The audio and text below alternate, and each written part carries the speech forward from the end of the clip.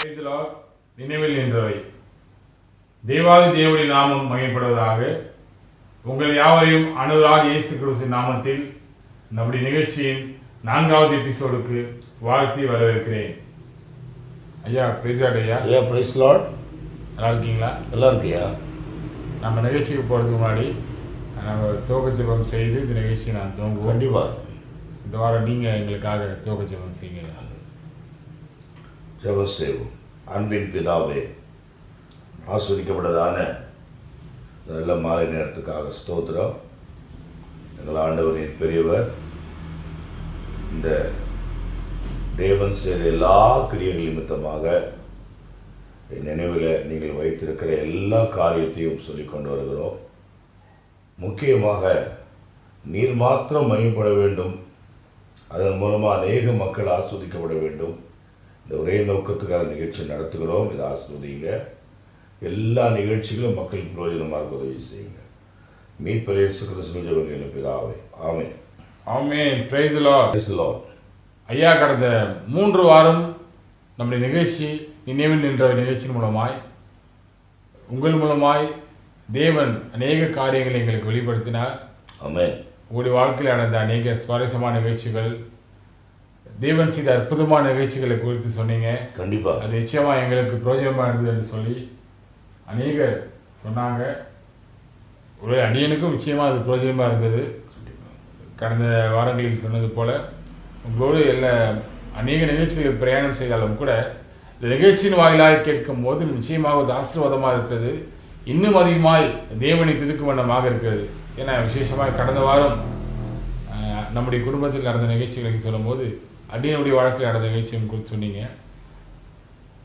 வாழ்நாளில் நிச்சயமாக மறக்க முடியாத நிகழ்ச்சி அது. ஒவ்வொரு நாளும் அந்த நிகழ்ச்சியை நினைக்கும் போது கூட தேவனை அதிகமாக துதிக்க தோன்றுகிற நிகழ்ச்சி. அந்த அற்புதமான நிகழ்ச்சியும் கூட தங்கள் வாயிலாக இந்த நிகழ்ச்சியை நம்முடைய நினைவில் நின்ற நிகழ்ச்சிகளை கேட்கும்போது கூட இன்னும் அதிகமாக நான் அடியன் தேவனை துதித்தேன். ஏன் நம்ம இந்த வாரம் எந்த காரியங்களை குறித்து பேச போகிறோன்னு உங்களுக்கு ஏதாவது ஐடியா இருக்கா? ஐயா, நீங்கள் கடந்த வாரத்தில் ஒரு கேள்வி ஒன்று கேட்டீங்களே? ஆமாங்க ஐயா, ஒரு கேள்வி உங்களை கேட்டிருக்கேன். போது நல்லா ஞாபகம் வச்சுருக்கீங்க. எனக்கு ஒரு பாஸ்டர் எனக்கு எழுதியிருந்தாங்க, வாட்ஸ்அப் மூலமாக பேசியிருந்தாங்க. ரொம்ப நமக்கு நெருக்கமான ஒரு பாஸ்டர். கண்டிப்பாக அவர் கூட நீங்கள் வாங்கினது அதே எம்ஐடி வாங்கினதில், கடந்த எபிசோடில் கடந்த வாரம் நீங்கள் சொன்ன அந்த அதே எம்ஐடி வாங்கினதில் நீங்கள் அவர் கூட போகும்போது அந்த எம்ஐடி வாங்கினதில் சாவி உடைந்து போய்விட்டதா சொன்னாங்க. இதை குறித்து உங்கள்கிட்ட கேட்க சொல்லி சொன்னாங்க. இப்போ நிகழ்ச்சி சொல்லும் போது உங்களுக்கு அவர் யாரும் தெரிஞ்சுக்க நினைக்கிறேன். நீங்களே அவரை குறித்து சொல்லிவிட்டு அந்த நிகழ்ச்சி என்னென்னு எங்களுக்கு விளக்கினீங்கன்னா அது சுவாரஸ்யமாக இருக்கும். ஆமாம், அதே போல் அந்த எம்ஐடியில் நானும் ரெவரண்ட் டாக்டர் ஆப்ரஹாம் லாசர் ரொம்ப நமக்கு பரிச்சயமானவர். ஆமாம், நம்முடைய குடும்பத்துக்கு ரொம்ப நெருக்கமானவர். அப்போஸ்தலர் ராஜன் அவருடைய பெரிய மகன். அடிக்கடி ஒரு சில காரியமாக நானும் அவரும் சென்று வருவோம். அப்படி அருகில் இருக்கிற பாடிக்கு தான் நாங்கள் சென்று வந்தோம். அப்படி வருகிற போது நைட்டு 10:30 ஆயிடுச்சு டைம். சரிங்க. அந்த ஃப்ரண்ட் லாக்கு கூட திறக்காம நான் என்ன பண்ணேன்னா மேலே ஓப்பன் பண்ண பாருங்க, சாவி உடைஞ்சு உள்ள மாட்டிக்கிச்சு. அதாவது அந்த லாக் செட்டுக்குள்ளே கீ பாதி உடைஞ்சு மாட்டிக்கிச்சு. போர்ட் லாக்கை நாங்கள் திறக்கல, சரிங்க, நேரடியாக அப்படி திறந்துட்டோம். பாடியிலேருந்து மணற்படாதான் அந்நேரத்துக்கு எந்த மெக்கானிக்கும் இருக்க மாட்டாங்க. வண்டியை திறக்கவும் முடியாது, தள்ளிட்டும் வர முடியாது, கஷ்டம். அவர் பாஸ்ட் வந்து கொஞ்சம் தூக்கி அப்படியே மெதுவாக தள்ளி மணற்பட்டிக்கு வந்தோம். சரிங்க. ரொம்ப இங்கே வரத்துக்கு 1 hour 1.5 மணி நேரம் ஆகிப்போச்சு மெதுவாக. அதாவது அந்த எம்ஐடி அது பெரிய எம்ஐடி விட மேஜர். அப்புறம் ஆமாம், பெரிய தலை அப்படின்னுவாங்க. அந்த ஆமாம், இன்னும் தெரியவான பெரிய மண்டை பைக் அப்படின்னு, பெரிய மண்டைன்னு சொல்லுவாங்க. ஏன்னா அதுக்கு முன்னாடி எம்ஐடியில் இன்னொரு வாகனம் வந்ததுனால இது எம்ஐடி மேஜர் அப்படின்னா அது நல்ல ஃப்ரெண்டெல்லாம் வெயிட்டாக இருக்கும், ஹெவியாக இருக்கும். அது கண்டிப்பாக வெயிட்டாக இருக்கும், கஷ்டம். ஆனால் நீங்கள் வந்து குறிப்பிட்ட இடம்னு சொன்னால் பாடி போஸ்ட் ஆஃபீஸ் தாண்டி நினைக்கிறேன், ஆப்போசிட்டில் வின் கலர் லேப்னு ஒரு லேப் இருந்துச்சு. அது கிட்ட இருந்து வந்து இப்போ நினைக்கிறேன். ஆமாம். அப்போ அங்கேருந்து கிட்ட ஒரு 1 கிலோமீட்டர் இருக்கும். கண்டிப்பாக 1 கிலோமீட்டரு பாருங்கள். ஐயாவும் அருமையான ஆபிரகாம் லாசர் அவர்களும் அதை வாங்கிட்டு தூக்கி கொண்டே வந்துருக்குறாங்க. இன்ச் பை இன்ச்சாக நகர்த்தி வந்திருக்கிறாங்க. அப்போ இதில் இன்னும் ஒரு பியூட்டினா இப்படி போட்டோட உடஞ்சிச்சு பாரு, எங்களுக்கு சிரிப்பு வந்துருச்சு. அது சிரிச்சுட்டு அவர் இல்லை, இது கிரிட்டிக்கலான பொசிஷன், இதில் கூட நீங்கள் சிரிக்கிறீங்களா? வேற என்ன பண்ண முடியும் பாஸ்டர், இது உடஞ்சி போச்சு, இது சரி பண்ணுறது தான் நம்மளால முடியுமே தவிர வேற என்ன பண்ண. அதுதான் எனக்கு சிரிப்பு வந்துருச்சு. அது ரொம்ப அவருக்கு ரொம்ப சந்தோஷம். இந்த கஷ்டமான நேரத்தில் நீங்கள் சிரிக்கிறீங்களே அப்படின்னு சொன்னார். என்கிட்ட கூட ஐயா பாஸ்டர் சொல்லியிருந்தாங்க, ஐயா கூட எப்பொழுது எங்கே சென்றாலும் அதை எடுத்து ஒரு ஆசீர்வாதமாக இருக்கும். அதே போல் நகைச்சுவையாக இருக்கும், நாங்கள் சிரிச்சுட்டே இருப்போம். சில நேரங்களில் இக்கட்டான சூழ்நிலை வரும்போது கூட ஐயா வந்து ஸ்மைல் பண்ணுவாங்க, டென்ஷனாக ஆகாமல் இருப்பாங்க அப்படின்ட்டு பாஸ்டர் சொன்னாங்க. நிச்சயமாக இது ஒரு சுவாரஸ்யமான நிகழ்ச்சி தான். ஒருவேளை தூரமாக எங்கன்னா போய் இந்த மாதிரி காலையில் எழுந்திருந்தால் எப்படி வீட்டுக்கு வந்திருக்க முடியும் எனக்கு தெரியல, ரொம்ப கஷ்டம். ஆனால் பாடியிலிருந்து அந்த லாக் உடையும் போது அட்ஜஸ்ட் பண்ணிட்டு ஏதோ முயற்சி செய்து நீங்கள் முன்னப்படத்துக்கு வந்திருக்கிறீங்க. வந்துட்டோம். நிகழ்ச்சி பாஸ்டர் ஆபிரகாம் லாசர் இப்போது இந்த நேரத்தில் பார்த்துட்டு நினைக்கிறேன். பாஸ்டர் நீங்கள் கேட்ட கேள்வியை பிஷப்பை கேட்டுட்டேன். ஆனால் நாங்கள் எவ்வளோ அதை முயற்சி பண்ணோம், சரி, அது எடுக்கிறதுக்கு 2 பேருமே சேர்ந்து முயற்சி பண்ணோம். அது எடுக்க முடியல. அடுத்த நாள் வந்து காலையில் மெக்கானிக் கூப்பிட்டு அந்த பூட்டெல்லாம் கழட்டி அதில் இருக்கிற சாவி எடுத்துகிட்டு புதுசாக ஒரு சாவியை செய்து அதை ஃபிக்ஸ் பண்ணி அதுக்கப்புறம் தான் அந்த வண்டியை யூஸ் பண்ண முடிஞ்சது. அப்போ நீங்கள் சொல்கிறது பார்க்கும்போது 20 ஆண்டுகள் மாறி இருக்குன்னு நினைக்கிறேன். அப்போ தான் நம்ம நினைத்த இடத்துல மெக்கானிக் ஷிப்லாம் அவ்வளோ அதிகமாக இருக்காது. ஆனால் ஏதோ முயற்சி பண்ணி அந்த நைட்டு 10:45 மணிக்கு உங்களால் இன்னைக்கு மாதிரி வண்டியை விட்டு வரவும் முடியாது. அதனால் கர்த்தர் உங்களோடு பலன் கொடுத்து உங்கள் கூட அருமையான பாஸ்டர் வந்ததுனால அவங்க உதவியோடு நீங்கள் எடுத்துக்கொண்டு வந்துட்டீங்க. கர்த்தர் நிச்சயமாக அவர் ஆசிரியப்பார். இப்போ ஐயா வல்லமை முடிவு செய்து கொண்டு இருக்கிறாங்க. Thank you pastor. சரிங்க ஐயா, இப்போது அடுத்த நிகழ்ச்சி என்னன்னு பார்க்கும்போது, நம்ம ஊழிய அனுபவத்தில் கடந்த 3 வாரங்கள் உங்கள் சுவிசேஷ பணி, கொஞ்சம் இந்த போதகர் பணி குறித்த காரியங்களை குறித்து கேட்டோம். மறுபடியும் இந்த சுவிசேஷ பணியிலிருந்து நாம் அநேக காரியங்கள் இருக்குது. எனக்கு கிட்ட 11 ஆண்டுகள் சொல்கிறீங்க. அந்த 11 ஆண்டுகளை குறித்து நம்ம பேசுகிறோன்னா 100 எபிசோடும் நமக்கு போதாது நினைக்கிறேன். ஆனால் இன்றைக்கி உங்கள் ஆரம்ப நாட்களில் நீங்கள் நடத்தின கூட்டங்கள், இல்லை திருமண கூட்டங்கள், இதே போல் காரியங்கள், கர்த்தர் செய்த அற்புதங்கள், உங்களை கர்த்தர் நடத்திய விதங்கள் குறித்து நீங்கள் சொன்னால் நல்லாயிருக்கும். ஏன்னா நான் கேள்விப்பட்டிருக்கிறேன், மரியாதைக்குரிய ஐயா ஜான் ரவீந்திரநாத் ஐயா அவர்களை வைத்து நீங்கள் கூட்டம் நடத்தி நீங்கள் உங்களோட சேர்ந்து உங்கள் வாலிபர் ஐக்கியத்தோடு சேர்ந்து நீங்கள் கூட்டம் நடத்தினதாக எல்லாம் சொல்லியிருக்கீங்க. சில நிகழ்ச்சிகள் எனக்கு ஞாபகம் இருக்குதா. நீங்களும் இந்த ஆரம்ப நாட்களில் நடந்த நிகழ்ச்சியை குறித்து எங்களோடு சொன்னால் சுவாரஸ்யமாக இருக்கும் என்பதை விட தேவன் உங்கள் நடத்தின விதத்தை குறித்து நாங்கள் ஆச்சரியத்தோடு தேவனை மையப்படுத்துவோம். கண்டிப்பாக சொல்கிறேன். அதுக்கு முன்னாடி 1985 வருஷத்தில் தான் இது நடந்தது. சரிங்க. 85 வருஷத்தில் ஏப்ரல் மாதத்தில் இந்த வாலிபர் சுவிசேஷ ஜெபக்குழு மூலமாக அந்த பாண்டூரை மையமாக வைத்து கிளாப்பாக்கம் என்ற ஒரு கிராமத்தில் நாங்கள் குட் ஃப்ரைடே சர்வீஸ் நடத்துகிறோம். ஒவ்வொருத்தரும் ஒவ்வொரு வார்த்தையை நாங்கள் பேசினோம். அந்த பொதுவாக வந்து ஒரு வீட்டு அருகில் வச்சு நடத்தணும். எல்லா ஜனங்களும் வந்து உட்கார்ந்து அதை பார்த்தாங்க. ஒரு நிழலான ஒரு இடத்துல வச்சு நாங்கள் எடுத்து பார்த்தோம். சரிங்க. அந்த நேரத்தில் தான் நம்ம ஏற்கனவே நான் சொல்லியிருக்கிறேன், பாஸ்டர் அருள்தாஸ் தான் எங்களுக்கு கர்த்தருடைய கிருபையில் தலைவராக இருந்தார். அநேகருக்கு அநேக விதமான ஊழியங்கள் கர்த்தர் கொடுத்தார். என்னை விட வல்லமையாக செய்திருப்பாங்க, எத்தனையோ அனுபவங்களாக இருந்திருக்கோம். ஆனால் கர்த்தர் தீர்மானித்த ஒரு சூழ்நிலையில் நாங்கள் போகிற போது அங்கே நடந்த சம்பவங்கள் என்னென்னு நாங்கள் சொல்லுகிறோம். அப்போ அந்த ஆராதனை முடிந்த பின்னால் ஒரு சகோதரிக்கு நாங்கள் ஜெபிக்கணும்னு சொல்லி வந்தாங்க, முன்னாடி வந்தாங்க. ஜெபிக்க வரும்பொழுது அவங்க மேலே தலையில் கை வச்சார் பாஸ் அருள்தாஸ். அவங்க ஆட ஆரம்பித்தாங்க. நாங்கள் எல்லாரும் அவரோடு இருந்து அந்த சௌரிக்காக நான் ஜெபிச்சுட்டே இருந்தோம். சரிங்க. அப்படி ஜெபிக்கிற போது ரொம்ப ஆடிட்டு அவங்க சொன்னாங்க, அந்த சகோதரி பேர் ராணி. சரிங்க.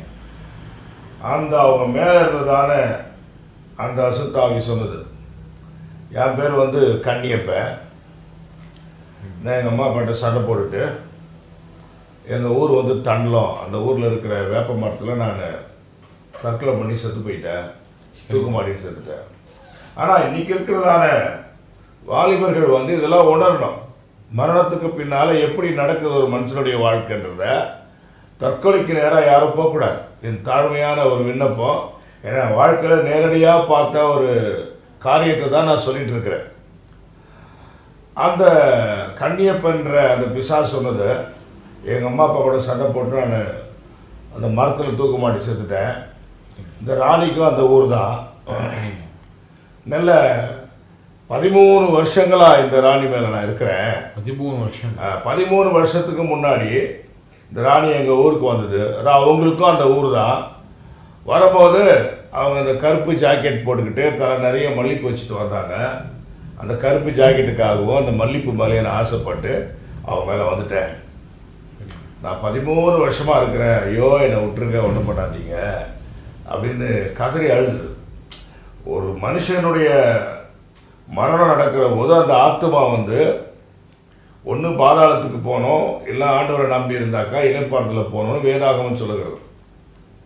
அப்போது இளைப்பாறுதலில் இருக்கிற போதும் பாதாளத்தில் இருக்கிற போதுதான் அடுத்து நியாய தீர்ப்பு என்னவென்று ஆண்டவர் முடிவு பண்ணுவார். இது ரெண்டு கட்டானா சுற்றிட்டு இருக்கிற போது இந்த உலகத்தில் நம்ம எதிராளி ஆகிய பிசாசானவனோடு சேர்ந்து அக்கினியும் கந்தகரியில கடலில் போகிறதுக்கு ஒரு வாய்ப்பு இருக்குது. அங்கே ஒன்று பாதாளத்துக்கு போகணும். ஏன்னா ஆண்டவராக இயேசு கிறிஸ்து உயிரோடு எழுந்த பின்னால் காவலில் ஆவிகளுக்கு பிரசங்கித்தாருன்னு பேதுரு நிருபத்தில் நான் வாசிக்கிறோம். தேவன் அதை தீர்மானிக்கணும். அதுக்கு முன்னாடி நாம அலைந்து திரியக்கூடாது ஆத்துமாக்கள். ஏன்னா ஆவி வந்து கடவுட்ட போயிடுது. வசனம் எல்லாம் சொல்லுது. சரீரம் மண்ணுக்குள்ள போது அக்கினியில சுட்டி எரிச்சிடுறாங்க. இந்த ஆத்துமா தான் எங்கே போகிறது? மூளை அறிவோடு இணைந்தது ஆத்துமா, இருதயத்தோடு இணைந்தது ஆவி, நம்ம ஆக்டிவிட்டிஸோட இணைந்தது சரீரம். மூணையும் நம்ம பார்க்குறோம். அப்போ அந்த கன்னியப்பன்ன்ற அந்த பிசாசு வந்து என்னை விட்டுருங்க, நான் ராணி மேலே இருந்துடுறேன் அப்படின்னு சொன்னாங்க. அதெல்லாம் விட முடியாது, யார் மேலேயும் நீ போகக்கூடாது, நீ நேராக வந்து பாதாளத்துக்கு போகணும் அப்படின்னு சொல்லி ஜெபம் பண்ணி இயேசு நாமத்தால் பாதாளத்துக்கு போன அனுப்பிச்சிட்டோம். ஏன்னா பாதாளத்துக்கு போனாதான் கர்த்தர் அதை பார்ப்பார். அதுக்கு என்ன நியாய தீர்ப்புன்னு சொல்லி அவர் முடிவு பண்ணுவார், நாம முடிவு பண்ணுறதில்ல. அதை இப்படி மறுத்து போன தற்கொலை பண்ணிட்டு மறைச்சிட்டுங்கெல்லாம் இப்படி தான் அழைத்து திரியிறாங்க பண்ணுறாங்க. அதனால் யாருமே வந்து கோவப்படாமல் டென்ஷன் இல்லாமல் கடவுளை நோக்கி பார்த்து தங்கள் வாழ்க்கையை அர்ப்பணிக்கிற போது அவங்களுக்கு சாந்தமும் அமைதியுள்ள ஒரு வாழ்க்கையை தருகிறாரு.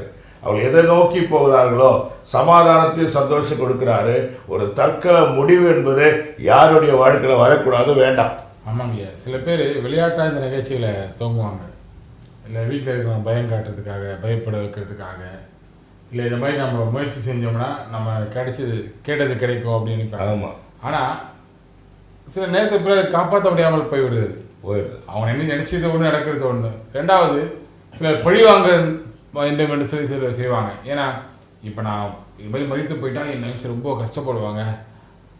கிட்ட மனுஷன் வந்து சிறிது காலங்கள் தான் நினைப்பாங்க அவங்கள பற்றி. ஒருவேளை அவங்க கவலைப்பட்டாலும் அதனால் எந்த பிரயோஜனமும் இல்லை. இவங்களுடைய ஆத்மாவுக்கு இவர்கள் உத்தரவாதம். மறித்த பிறகு அதை உணர்ந்து எந்த பிரயோஜனமும் இல்லை. அதனால் எல்லா காரியங்களுக்கும் சாந்தமாய் முடிவு எடுப்பது தான் ஒரு நல்ல விஷயமாய் காணப்படும். ஆமீன். அடுத்ததாக ஐயா, நீங்கள் கேட்டீங்க இல்லையா, அந்த நாங்கள் வேலை செய்கிற இடத்துல நாங்கள் ஒரு 10 சகோதரர்கள் சேர்ந்து ஒரு பெரிய கூட்டத்தை நடத்தணும்னு சொல்லி தீர்மானித்தோம். அது பெரம்பூரில் வச்ச ஒரு பெரிய மைதானத்தில் நாங்கள் எந்த ஆண்டுங்க அது 86 நடத்தினோம். அது 85 நாங்கள் அதுக்கான ஆயத்தங்கள் எல்லாம் செய்தோம். 1985, அதாவது அடியன் பிறந்த ஆண்டு. அந்த குழுவில் பிரதர் ராஜ் அவங்க இப்போ பாஸ்டாக இருக்கிறாங்க. சரிங்க. பிரதர் ராபர்ட்டு, அதே போல் பிரதர் வேதக்கண்ணு, நான், என்னுடைய பேர் சாமுவேல். இந்த மாதிரி டங்கன். உங்கள் பேர் சாமுவேல் எனக்கு தெரியும். பிரதர் டங்கன் அப்படின்னு ஒரு 10 பேர் மொத்தம். சரிங்க. ஆரம்பித்த போது அதுக்கு அடிக்கடி ஆயத்த கூட்டம் நடத்துவாங்க. ஒவ்வொரு முறையும் ஆயத்த கூட்டம் நடத்துவாங்க. ஒரு முறை பிரதர் கானஸ் அவங்க வீட்டில் வச்சு தான் அந்த ஆயத்த கூட்டம் நடத்துனாங்க. அது நவம்பர் மாதத்தில். ஒரு கானஸ் ஐயா அப்படின்னா அவங்க வந்து இயேசு வருகை ஊழியத்தினுடைய ஒரு பிரதிநிதியாக சென்னையில் அவங்களுடைய மனைவியாக இருந்தாங்க. ரொம்ப வயதான காலத்தில் ஐயாவை பார்த்துருக்குறேன். நான் கல்லூரி படிக்கும் போதா இல்லை ஸ்கூல் படிக்கும்போது தெரியல. அப்போது ஜான் ரவிநாத் ஐயா அவர்கள் நான் ஸ்கூல் படிக்கும்போது அதே பெரம்பூர் கொண்டு ஒரு மீட்டிங் வந்திருந்தாங்க. ஒரு 15 ஆண்டுகளுக்கு முன்னாடி வச்சுக்கலாமே. அப்போது அவங்க கார்னஸ் ஐயாவையும் அவங்க மனைவியை பார்த்து அவர் ஆங்கிலிக்கன் நினைக்கிறேன் இல்லை, ஆங்கிலோ இந்தியன். என்னை பார்த்தோன்னே டே குண்டு எப்படி இருக்கிற அப்படின்னு கேட்டார். நல்லா ஞாபகம் இருக்குது. இந்த வாலிபக்க அடிக்கடி அவங்கள குறித்து சொல்வீங்க. அவங்கள பார்த்தா இந்த விஷயம் அவங்க ரொம்ப ஜான் ரவிநாத் ஐயா மேலே அதிகமான மரியாதையும் ஆசை அன்பு வைத்திருந்தாங்க. சென்னைக்கு வரும்போது அவருடைய ஐயாவை பார்ப்பாங்க. அவங்க தான் என் சென்னை கூடங்கள்லாம் ஒருங்கிணைப்பாளராக இருந்து செய்வாங்க ஐயா காரியங்கள் குறித்து. ஐயா அவங்க மரித்த பிறகு ரொம்ப துக்கத்தோடு நின்ற நேரத்தில் அவங்க பிரகடனமாக இருந்தாங்கன்னு கேள்விப்பட்டேன். சரிங்க, தொடர்ந்து சொல்லுங்கள். அப்போது இந்த பெரிய கூட்டத்தை நடத்துவதற்காக ஒரு கிரவுண்டை ஒழுங்கு பண்ணிட்டு ஒரு குறிப்பிட்ட ஊழியக்காரரை மனசில் வச்சுக்கிட்டு இவர் தான் மண்ணு ஜெபிச்சுட்டே இருப்பாங்க. அந்த அவரை காணும்படி அவர்கள் வெளியூருக்கு பிரயாணம் பண்ணி ஒரு சில ராஜ் பிரதர் உள்பட போனாங்க. சரிங்க. போனால் அவர் இவங்களை பார்க்க விரும்பலை, அது சக்ஸஸ் ஆகலை, திரும்பி வந்துட்டாங்க. தண்ணி கூட கொடுக்கலன்னு சொல்லி ரொம்ப வருத்தப்பட்டாங்க.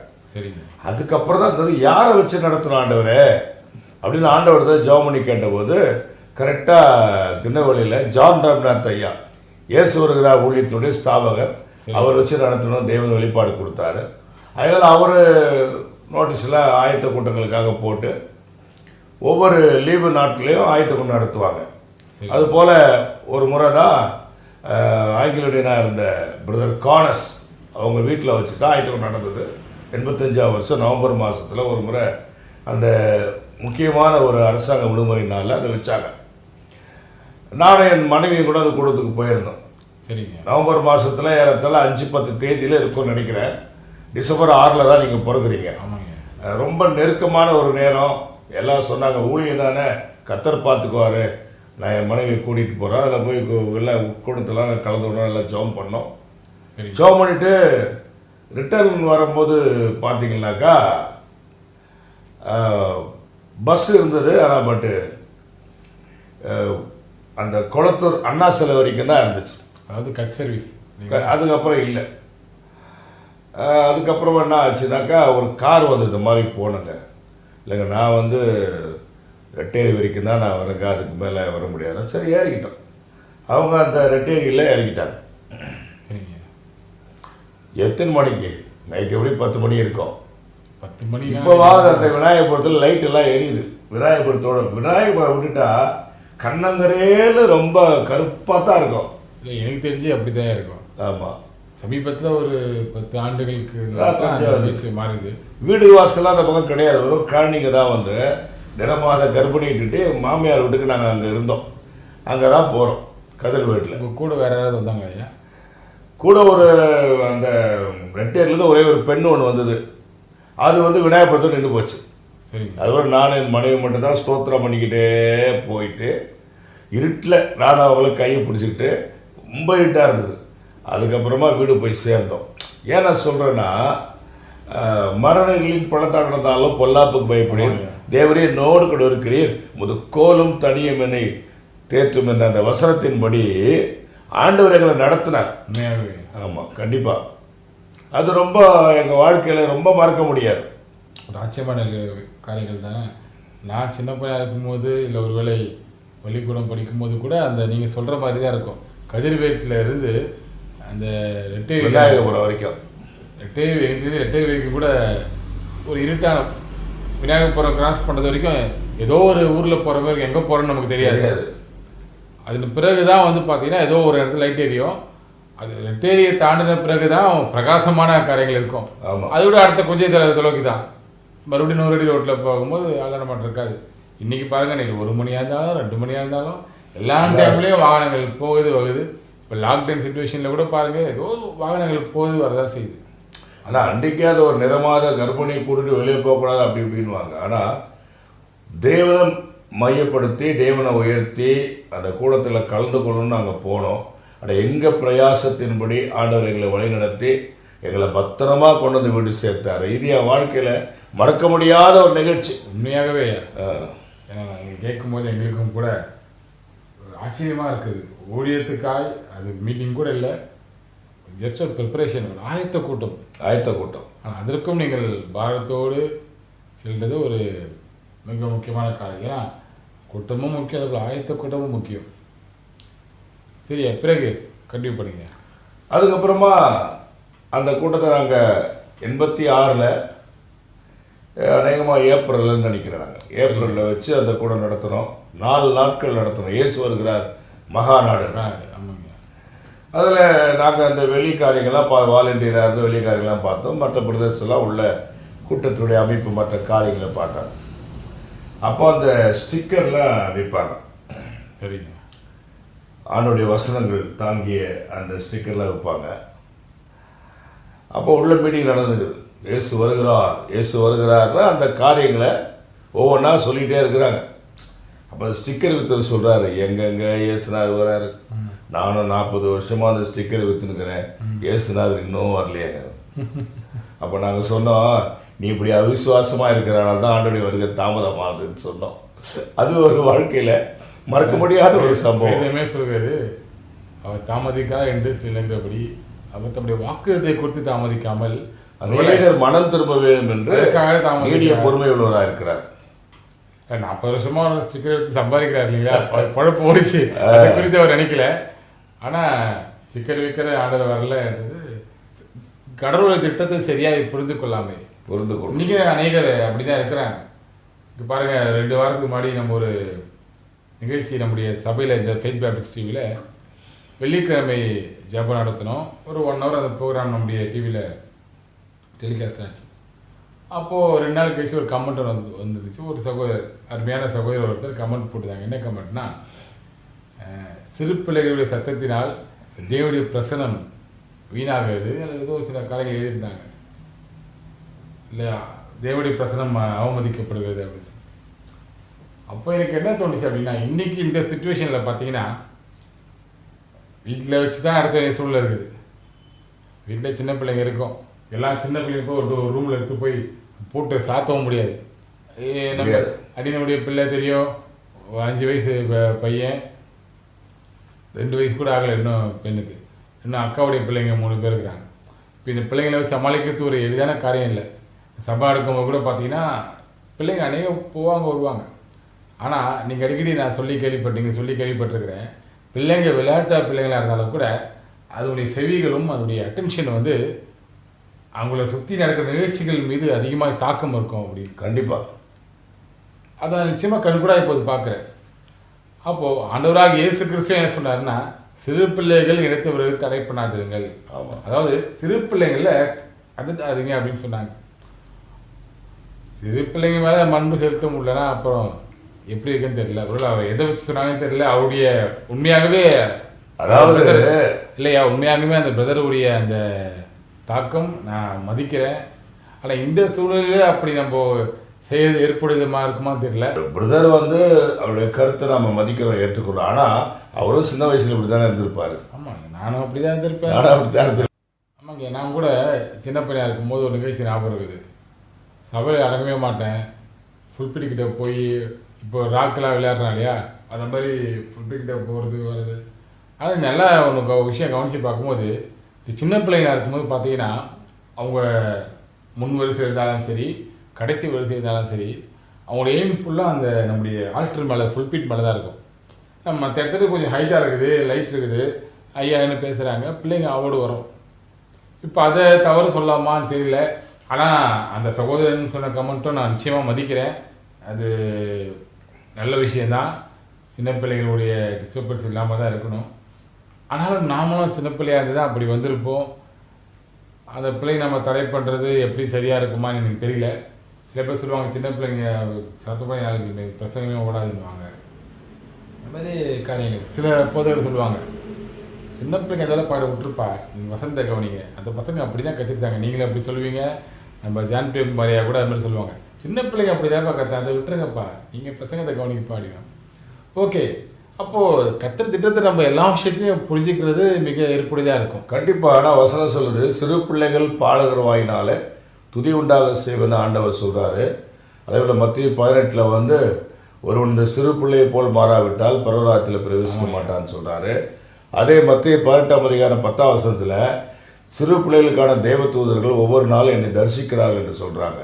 அப்போ அந்த சின்ன பிள்ளைகளுக்குரிய எல்லா காரியத்தையுமே கர்த்தர் கவனிக்கிறார். ஐயோ உண்மையாகவேயா, இப்போ நான் இது ஒரு விஷயம் எனக்கு ஞாபகம் வருது. இந்த சின்ன பிள்ளைங்க சொல்கிறோம் இல்லையா, சபையில் விளையாடுது அப்படின்னு. ஆனால் அந்த பிள்ளைங்க நிகழ்ச்சியை கவனிக்குதுங்க. ஒரு முறை நம்ம பிரதர் சாமுவேல் பிரகாசம் அவங்க சொன்னாங்க, அவங்க டாக்டர் ஜாக்லின், அந்த பிள்ளை 2 வயசு 2.5 வயசு இருக்கிறாங்க நினைக்கிறேன். டேபிள் விளையாடுங்க, எல்லாம் அமைதியாக பாருங்க, பிரசங்கம் பண்ண போகிறேன் அப்படின்லாம் சொல்லுவாங்க. நம்ம சாம்ராக் கூட என்ன பண்ணுவாருன்னா, ஒரு இது உடஞ்சி போட ஒரு குச்சியை கையில் எடுத்துட்டு மைக்கு மாதிரி, அது அவருக்கு அப்போ சரியாக கூட பேசி வராது, ஒரு 1.25 வயசு இருக்கும். அப்போ அந்த மாதிரி பண்ணுவார். இதில் சின்ன பிள்ளைங்க நம்ம சபையில் அலையிலியா சொல்லும் போது கூட சேர்ந்து பிள்ளைங்களும் அலையிலியா சொல்லும், ப்ரைஸ் ஆட் சொல்லுவோம். அப்போ அந்த பிள்ளைங்க விளையாடினாலும் கவனங்கள் வந்து நம்ம நோக்கி இருக்கிறது, நம்மளுடைய ஆக்டிவிட்டீஸை பார்க்குது, அந்த பிள்ளைங்க அது மாதிரி செய்யுது. இது நல்ல விஷயம் தான் நினைக்குது. கண்டிப்பாக நம்ம டைரக்டர் சத்யபிரியன் கூட அது மாதிரி தான் அவங்க எல்லாம் வச்சு சின்ன வயசில் அப்படிதான் பேசுவார். நான் பேசுகிற மாதிரி பைபிள் சேஸ் அப்படின்வாரு. ஆமாம், அவர் மியூசிக் போடுவார். நான் ஒரு டேபிள் மாதிரி போட்டு முன்னாடின்னு நான் பாஸ்டர் பிரசங்கம் பண்ண போகிறேன்னுவாங்க. இவர் நான் மியூசிக் வாசிக்க போகிறேன் அப்படின்வாரு. அதில் பைபிள் சேஸ் அப்படின்னு உங்களை மாதிரி இமிட் பண்ணி காட்டுவார். அக்கா பாட்டு பாடுவாங்க. நீங்கள் சொல்கிற காரியம் பிள்ளைங்க விளையாடிருந்தா கூட இதெல்லாம் கருத்தாக கவனிக்கிறாங்கன்றது நம்ம வாழ்க்கையில் இதெல்லாம் நாம் கண்கூட பார்க்குறோம். ஆனால் ஒரு கட்டத்துலேயும் அது லிமிட்டை கிராஸ் பண்ணாமல் பார்த்துக்கிறது நல்லது. பார்த்துக்கிறது நல்ல விஷயம் தான். ரொம்ப ஓவராக ரொம்ப பிள்ளைங்க ரொம்ப கத்தி ஒரு சத்தம் அதிகமாக போகுது, தேவனுடைய வார்த்தை கேட்க முடியாமல் போகும். அதையும் நம்ம பார்த்துக்கணும், கண்டிப்பாக பார்க்கணும். ஆமாங்கய்யா, அந்த மீட்டிங்கை பற்றி பேசுகிறோமே, இயேசு வருகிறார் மகாநாடு பற்றி, அந்த ஸ்டிக்கர் வைக்கிறத பற்றி சொன்னீங்க. அதனால தான் இவ்வளோ பேசியிருந்தோம் அதை குறித்து. இந்த மீட்டிங் அப்போ அதை பற்றி நிகழ்ச்சிகளை சரியாக முடிச்சுதா? கண்டிப்பாயா.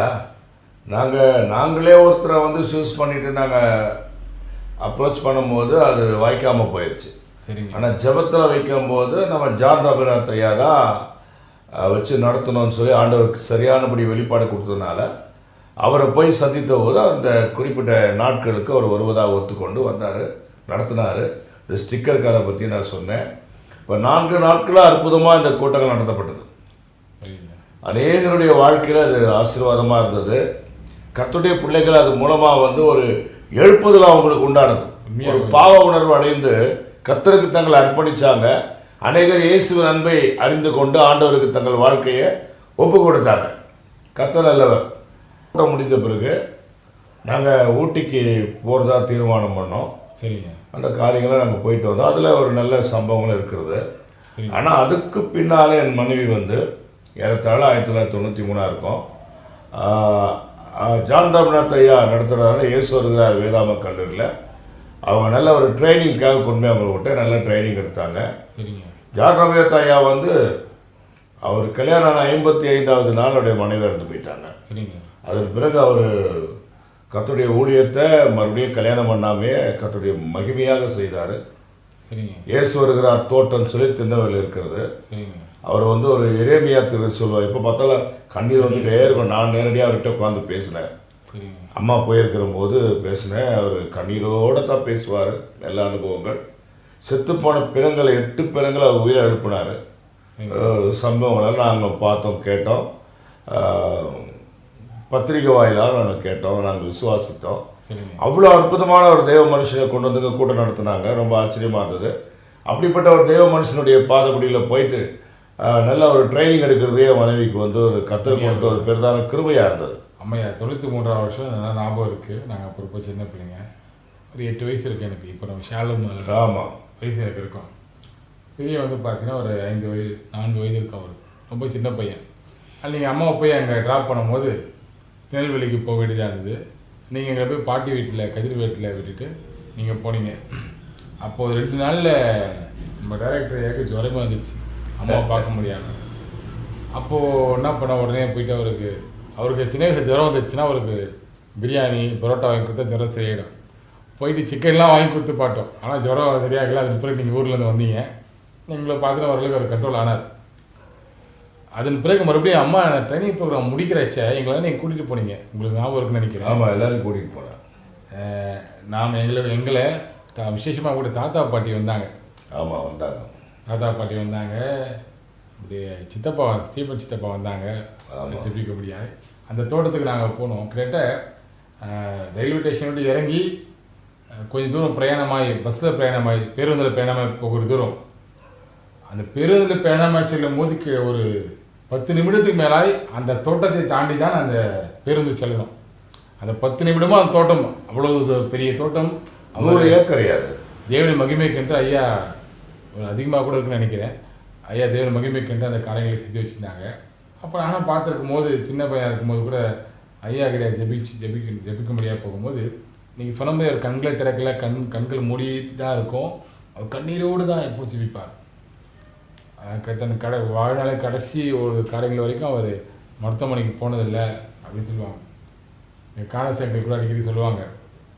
அது காணசேங்கலில் நம்ம பாஸ்டர் டி ராஜ் எங்களுக்கு சொல்லுவாங்க, இங்கே வரும்போது வயிறு ஏதாவது ப்ராப்ளம் ஆகிடும் ஐயாவுக்கு. ஃபுட்டு மாறும்போது சென்னைக்கு வந்தால் முன்னாடி இந்த தாசப்பிரகாஷோட தங்குவாங்க.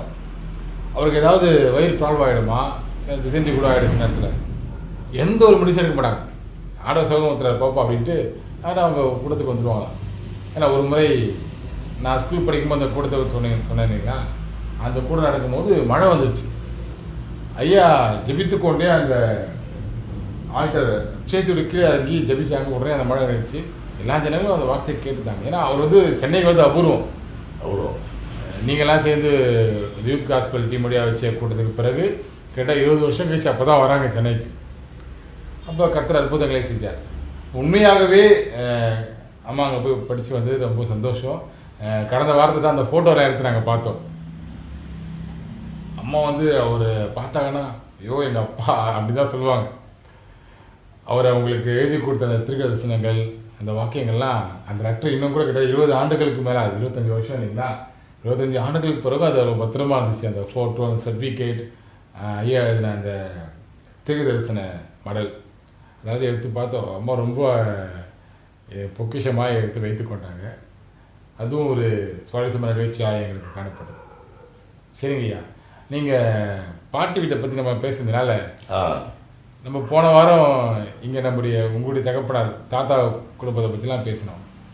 இப்போ அங்கே உங்கள் மாமியார் வீட்டை குறித்து சொன்னீங்கன்னா கூட நல்லாயிருக்கும். கண்டிப்பாக சொல்கிறேயா. நான் ஏற்கனவே சொல்லியிருந்தேன், கர்த்தர் என்னை ஒரு கருவியாக பயன்படுத்தி என் மாமியார் குடும்பத்தை முழுவதுமாக ரட்சித்தாருன்னு சொல்லி. ஆமாங்க, சொல்லி அவங்களுக்கு மொத்தம் 6 பிள்ளைங்க. என் மாமியாருக்கு, மாமனாருக்கு. மாமனாரும் நல்ல ஒரு தேவ மனுஷன் தான். அவரும் ஆண்டவராக இயேசு கிறிஸ்து ஏற்றுக்கொண்டு ஞானஸ்நானம் பெற்றிருந்தார். முதலாவது அவங்களுக்கு ஒரு மகன். அவர் நந்தகுமார் அப்படின்னு அவருக்கு பேர். அவருக்கு இப்போ ஞானஸ்நானத்து மூலமாக டேவிட் நந்தகுமார்னு சொல்லி அழைக்கிறாங்க. அவங்க மனைவி சில்வாச்சா என்கிற எஸ்தர். அவங்க 3 பிள்ளைங்க, 2 பிள்ளைங்களுக்கு மேரேஜ் பண்ணிட்டாங்க. அவங்க கர்த்தருடைய கிருபையில் சுகபலமாக ஆண்டவருக்குள்ளே வாழ்ந்துருக்குறாங்க. ஒழுங்காக சர்ச்சுக்கெலாம் போகிறாங்க. ரெண்டாவது பார்த்தீங்கன்னாக்கா புஷ்பலதா என்கிறதான பிரிசில்லா பிரேமகுமார். அவங்க ரெவரண்ட் டாக்டர் சாந்தரூபன் அவங்கள மணந்தாங்க. இல்லைங்க, அந்த பேரில் எந்த வர பேரில் சஜஸ்ட் பண்ணீங்களா? ஆமாம், நான் தான் எல்லாருக்கும் பேர் வைப்பேன். ஞானஸ்நானத்தப்போ அவ்வளோதான் பேர் பிரிசில்லா பிரேமகுமாரி அப்படின்னு சொல்லிட்டு வைப்பேன். ஏன்னா அம்மாவுக்கு சாந்தி குமாரி குமாரின்னு வரணும்னு எல்லாருக்கும் அந்த பேர் வைப்போம். கர்த்தருடைய கிருபையில் இன்றைக்கும் அந்த மேலான எருசலேமினுடைய தலைமை போதராக இருந்து அவங்க மகன் சபை போதராக இருக்கிறாரு, மருத்துவராகவும் இருக்கிறாரு. அவங்களுக்கு 3 பையனுங்க இருந்து கர்த்தருடைய கிருபையில் ஆச்சரியமாக அந்த குடும்பம் நடந்து கொண்டு வருகிறது. அடுத்தது பார்த்தீங்கன்னாக்கா அம்மா முதல்ல, ரெண்டாவது பிரிசில்லா பிரேமகுமாரி. அதுக்கு முன்னாடி அண்ணன் நந்தகுமார் சொல்லுங்க இல்லையா, 1. அப்போ பிரிசில்லா 3வது, நம்பர் 3. 4வது பார்த்தீங்கன்னாக்கா நிர்மலா குமாரின்னு சொல்லி அவங்களுக்கு பேர் வச்சுருந்தான். நிர்மலா தேவகுமாரி. நிர்மலா தேவகுமாரி. சரிங்க.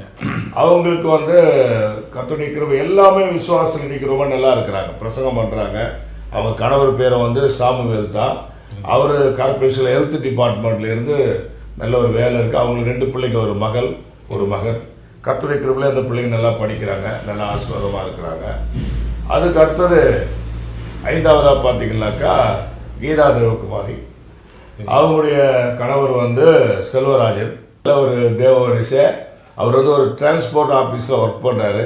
அவருக்கு இங்கிலீஷ் தெரியும், ஹிந்தி தெரியும், தமிழ் தெரியும், தெலுங்கு, கன்னடம், ஒரு 5 மொழி பேசக்கூடிய நல்ல ஒரு டேலண்ட். அவர் எப்போது வருவார், ஃபோன் வர அவர் பாட்டு வேறு ஏதோ ஒரு லாங்குவேஜில் பேசிட்டு இருப்பார். திடீர் ஹிந்தி பேசுவார், தெலுங்கு பேசுவார், மலையாளம் பேசுவார். தாத்தாவுக்கு பிறகு அவரை தான் அந்த மாதிரி லாங்குவேஜ் பேசுறது. ஆமாம் ஆமாம். அதுபோல் அவங்களுக்கு 2 பிள்ளைங்க. சரிங்க. அவங்க நல்லா படிக்கிறாங்க, கர்த்தருடைய கிருபையில் நல்லா ஆசீர்வாதமாக இருக்கிறாங்க. 6வதாக சரளா தேவகுமாரி. சரிங்க. அவங்க பாஸ்டர் சாம்சன் அவங்கள தான் அவங்களுக்கு மனம் முடிச்சு கொடுத்தோம் கர்த்தருடைய கிருபையில். அவங்களுக்கு 2 பிள்ளைங்க இருக்காங்க, ஒரு மகன் ஒரு மகள் இருக்கிறாங்க. அவர் ஊழியம் செய்கிறாரு கர்த்தருடைய கிருபையில். அவர் நல்ல டிரைவிங் தெரியும் அவருக்கு. ஏன்னா நாங்கள் ஊட்டி போகும்போதெல்லாம் ஒரு முறை மசனகுடியில் தான் அவர் ஊழியம் பண்ணிட்டு இருந்தார். அந்த டெம்போ டிராவலர் வண்டியை அந்த ஏர்பின் பெண்டெலாம் சொல்லுவாங்க, அவ்வளோ அழகாக சாமர்த்தியமாக அவர் ஓடிட்டு வர ரொம்ப ஆச்சரியமாக இருக்கும். நல்ல தேவ மனுஷன், நல்ல ஊழியத்தில் இன்றைக்கும் அவர் கர்த்தருடைய ஊழியத்தை செஞ்சுட்டு இருக்கிறாரு. மொத்தத்தில் வந்து மாமியார் மாமனாருக்கு 6 பிள்ளைங்க. 6 பிள்ளைகளுக்கும் திருமணம் முடித்து கர்த்தருடைய கிருபையில் நல்ல செட்டில்மெண்ட்டாக இருக்கிறாங்க. நல்ல ஆவிக்குரிய வாழ்க்கையில் நல்ல பலமுள்ளவர்களாக இருக்கிறாங்க. கர்த்தரை துதிக்கிறாங்க, ஆராதிக்கிறாங்க. என் குடும்பத்தை போலவே மாமியார் குடும்பத்தையும் நான் நேசிக்கிறேன், எல்லாரையும் நேசிக்கிறேன். இன்றைக்கி ஒவ்வொருவரையும் செல்ஃபோன் மூலமாக தொடர்பு கொண்டு எல்லாருடைய நான் பேசுகிறேன். அவங்க கர்த்தருடைய கிருபையில் இருக்கிறாங்க. அதனால் நம்ம யாரிடத்துல போயிட்டு கர்த்தர் நம்மளை அனுப்புகிறாரோ அவங்களுக்கு நம்ம சத்தியத்தை சொல்கிறோம், அவங்க கீழ்ப்படுகிறாங்க. கர்த்தருடைய கிருபையிலும் கர்த்தருடைய இரக்கத்தினாலும் அவங்க ஆசீர்வாதமாக இருக்கிறாங்க. அதுபோல் நம்ம சபையில் கூட ஜனங்க வந்து சத்தியத்துக்கு கீழ்ப்படுகிறதுனால வந்து ஆசீர்வாதமாக இருக்கிறவங்க எல்லா சொந்தங்களும் கர்த்தர் அவங்கள வழி நடத்துகிறார். உண்மையாகவே. என்னுடைய மாமியார் ஆரம்ப காலத்தில் அவங்க ஒரு பேர் கிறிஸ்தவனாக இருந்தாலும் கர்த்தர் என்னை கொண்டு போகும்போது அவங்களுடைய சகோதரி இயேசுமணி, அவருடைய கணவர் வந்து டேவிட்சன், அவங்களுடைய ஜெபத்தினால கர்த்தர் என்ன கொண்டு போனதுனால அவங்க தேவவசனத்துக்கு கீழ்ப்படிந்து இன்னைய வரைக்கும் சத்தியத்துக்கு சாட்சியாகவும் வைராக்கியமாக இருக்கிறாங்க. அவருடைய கணவர், அதாவது என் மாமனார் வந்து கர்த்தருக்குள்ள மறிச்சிட்டாரு. கர்த்தருக்கு ஸ்தோத்திரம். அதான் அவருடைய ஃபேமிலியினுடைய ஸ்டேட்மெண்ட். சரிங்க, நல்ல விஷயம். நீங்கள் அந்த காரியம் நான் பேசுறதுக்கு முன்னாடி சொல்லியிருந்தீங்க, அம்மா திருநெல்வேலிக்கு படிக்கிறதுக்கு முன்னாடி ஊட்டி ஊழியத்துக்கு போயிருந்தேன்னு சொல்லியிருந்தீங்க. அந்த நிகழ்ச்சியை குறித்து அநேக காரியங்களை சொல்லியிருக்கிறீங்க. அதாவது அந்த இடத்துக்கு போகும்போது உங்களுக்கு ஒரு சுகவீனம் ஏற்பட்டது. தொட்டப்பேட்டா போகும்போது மழை வந்தது, ஒரு 10 பேர் நிற்க வேண்டிய இடத்துல அநேக ஜனங்கள் வந்து அடைஞ்சிட்டாங்கன்னு காரியங்கள் சொல்லியிருக்கீங்க. அதை குறித்து நாம் பேசலாம். ஆனால் இன்றைக்கி நேரம் இல்லை. இந்த எபிசோடுக்கு கண்டிப்பாக நேரங்கள் முடிவடைந்தது. வருகிற வாரத்தில் இதை குறித்து நாம் நினைக்கலாம். ஐயா, உண்மையாகவே இந்த நிகழ்ச்சி எங்களுக்கு பிரயோஜனமாக இருந்தது. தேவ பிள்ளைகளே, கடந்த 4 வாரமாய் ஐயா நம்மோடு இணைந்து அவருடைய நினைவுக்குள்ளாய் நம்ம அழைத்து கொண்டு செல்லிருக்கிறாங்க. இது சுவாரஸ்யம் என்பதை சொல்வதை விட தேவனை மகிமைப்படுத்தும் விதமானது சுவாரஸ்யமாக இருந்தது உண்மைதான். அதே நேரத்தில் தேவனை நாம் மகிமைப்படுத்தினோம். இந்த நிகழ்ச்சியின் மூலமாய் தேவன் செய்த அற்புதங்களை தெரிந்து கொண்டோம். அது அடியனுக்கு மட்டுமல்ல, உங்களுக்கும் அப்படியே அமைந்தது என்று சொல்லி அதை விசுவாசிக்கிறேன். ஐயா, நீங்கள் கடந்த 4 வாரமாக எங்களோட பேசிய நிகழ்ச்சிகள் நிச்சயமாக பிரயோஜனமாக இருந்தது. அநேகர் எங்களுக்கு அப்படி சொன்னாங்க. நல்லா இருந்தது என்று சொல்வதை விட பிரயோஜனமாக இருந்தது என்று சொல்வது ஏற்படுதாக இருக்குது. நான் முன்னது சொன்னது போல் கர்த்தர் செய்த அற்புதங்களை நம்ம சொல்லி முடிக்கிறோன்னா 100 எபிசோடில் 1000 எபிசோடும் பத்தாது. ஏன்னா சுவிசேஷன் ஆகிய யோவான் சொல்கிறாரு, தன்னுடைய சுவிசேஷ பகுதியில் முடிக்கிற போது தேவன் செய்த அநேக அற்புதங்கள் உண்டு, அவ தான் நம்ம ரெக்கார்ட் பண்ணனா இந்த உலகம் கொள்ளாது அப்படின்னு அவர் சொல்கிறார். கண்டிப்பாக. அப்போ நிச்சயமாகவே இந்த 100 எபிசோடு இல்லை, 1000 நாட்கள் இல்லை எத்தனை நாட்கள் கடந்தாலும் அவருடைய நடத்துதலை நம்மால் விவரித்து சொல்ல முடியாது. ஒவ்வொரு நாளும் ஒவ்வொரு வினாடியும் நம்ம கடப்பதே அதிசயம்தான். ஐயா, ஒரு விஷயம் சொல்கிறேன். ஐயா, கண்டிப்பாக சொல்லுங்க. எரேமியா 32:27 வாசிக்கிற போது, ஏதோ மாம்சமான யாவருக்கு தேவனாய கர்த்தர் என்னாலே செய்யக்கூடாத அதிசயமான காரியம் ஒன்று உண்டோ என்று சொல்லி அங்கே வாசிக்கிறோம். அதுபோல தான் ஆண்டவர் என்னுடைய வாழ்க்கையில் மாத்திரமல்ல, அவரை நம்பிக்கொண்டிருக்கிற, அவருடைய சித்தப்படி ஊழியம் செய்கிற விசுவாச மக்களாக இருந்தாலும் ஊழியத்தில் இருந்தாலும் எல்லாருக்கும் கர்த்தர் ஆச்சரியமான காரியங்களை செய்கிறார், அற்புதங்களை செய்கிறார். அது என்னுடைய வாழ்க்கையில் செய்தார், இதை கேட்கிற உங்களுடைய வாழ்க்கையில் செய்வார். கர்த்தருக்கு ஸ்தோத்திரம். கர்த்தர் நிச்சயமாக அவங்களை ஆசீர்வதிப்பாராக. ஆமென். மிக்க நன்றி ஐயா. மிக்க நன்றி. பிரியமானவர்களே, கண்களை மூடி தேவனுடைய திருச்சமூகத்தை நோக்கி நாம் பார்ப்போம். இரக்கமுள்ள ஆண்டவரே, உடைய திருச்சமூகத்தை நோக்கி பார்க்கிறோம். நினைவில் நின்றவை எங்கள் நிகழ்ச்சியின் 4வது எபிசோடிலும் கூட எங்கள் பேராயர் மூலமாக அநேக காரியங்களை நீர் கற்றுக் கொடுத்தீர். நமக்கு நன்றி செலுத்துகிறோம் ஆண்டவரே. எங்களுக்கு இது பிரயோஜனமாக இருந்தது. அப்பா, இதை காண்கிற ஒவ்வொரு பிள்ளைகளும் அதனால் பிரயோஜனப்பட்டார்கள் என்று சொல்லி அதை விசுவாசிக்கிறேன் ஆண்டவரே. தொடர்ந்து இதை காண்கிற ஒவ்வொரு பிள்ளைகள் வாழ்க்கையிலும் அற்புத அடியாங்களை செய்வீராக. தெய்வீக பிரசனம் எங்களை வழிநடத்தட்டும் ஆண்டவரே.